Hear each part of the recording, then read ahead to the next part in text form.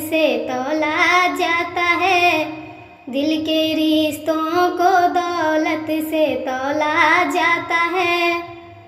क्यों दहेज के अग्नि में बेटी को झोंका जाता है। क्यों दहेज के अग्नि में बेटी को झोंका जाता है। वधू पिता का दर्द बर्बाद समझ नहीं पाते हैं। बहू को मोहरा बनाकर दहेज टनवाते हैं। वधू पिता का दर्द बर्बाद समझ नहीं पाते हैं। बहू को मोहरा बनाकर दहेज टनवाते हैं। चार चक्का पर चढ़ने की सपने संजोते हैं। चार चक्का पर चढ़ने की सपने संजोते हैं। बहू के अरमां को हर पल कुचला जाता है।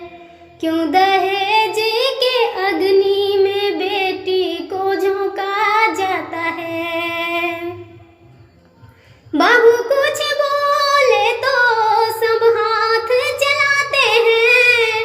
पैसा ना मांगे बाबुल से तो बहू की अर्थी उठवाते हैं।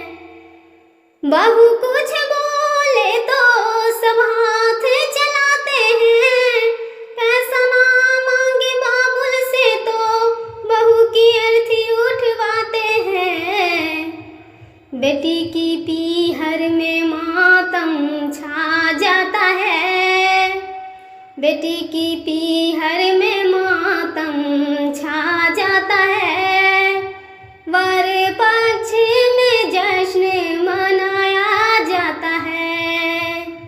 क्यों दहेज के अग्नि में बेटी को झोंका जाता है।